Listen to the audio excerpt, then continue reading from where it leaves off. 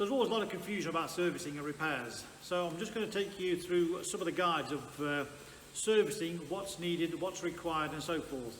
There seems to be a major, as I said, confusion really. It really is of what's needed, of what's got to be done as and when. Every manufacturer has different schedules of what's got to be changed on each one. But the most important thing on every single car, some is annually, some is biannually, some is works on mileages. A lot of cars these days will tell you on the dashboard what is actually due. One of the most important things is, of course, the engine oil and engine filter. So we've got various ones there. So that's an old oil filter which has come out. This is how a new one should look. So you can tell how dirty they get, but sometimes it's not just dirty, you know, they can get dirty within minutes actually, especially with a diesel. So nothing to worry about, but that's an old one, that's a new one on there, or there could be the canister type. So engine oil, oil filter. Most important, that is what makes the car's heart beat. So that is important, it's got to be changed on a regular basis. If not, that oil goes into sludge, which can cause damage to your engine. So that is most important. Our recommendation is, of course, you know, by the manufacturers. I say some is 20,000 miles, some are every year, depending on the mileage. So always go by what the manufacturers tell you.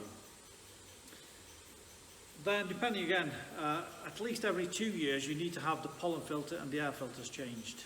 Again, different manufacturers will have their own thing. So what is a pollen filter? A pollen filter, or a cabin filter as other people call it, this is actually letting the air come into the vehicle. Obviously, you don't want to be breathing in germs and dirt and grime and whatever. It also affects the air conditioning, how it operates as well. So here we have a typical pollen filter. So that is how a new one should look. Both sides, nice and clean. Obviously still in the box there. This one we've just taken out recently, last couple of days out of a vehicle that was in for service. Now, just look at that. It's horrible, it's awful.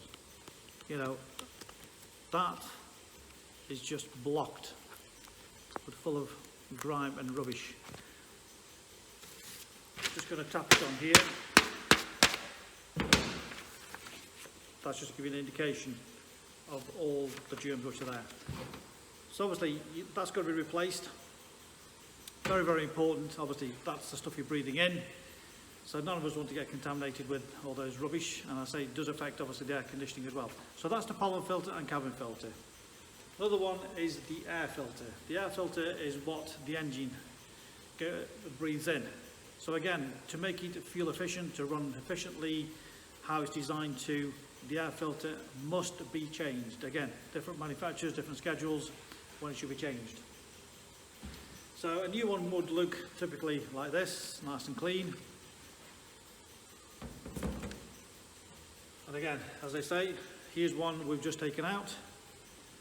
A lot of bits are falling on the floor actually, so I'm going to just show you exactly how bad this one is. It really is awful. So that has not been changed, and I promise you this has not been doctored in any way. This is how we've taken it out of the vehicle, and as you can see, that's a long time since that's been replaced. The customer wasn't aware when they booked the car in for a service of what was needed, and we just said obviously we'll check it out for you, and we'll make sure we do whatever's necessary. So that has just come out of that.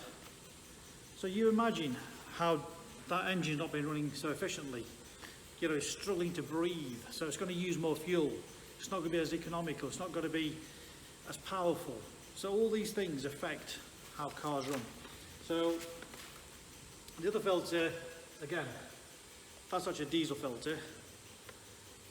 But again, petrol filter, diesel filters, different vehicles need these. Again, these got to be changed again on a regular basis on every vehicle.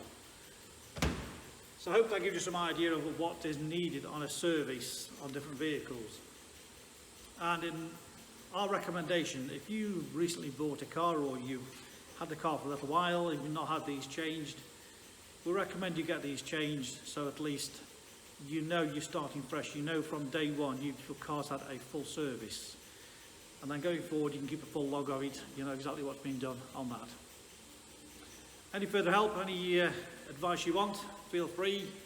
Give me a shout, drop me a message. Happy to help anytime. Harris Motors 01782 834 215. So just make sure some of these bits are changed on your car if you want your car to run efficiently or breathe properly and so forth. Until next time, see you soon.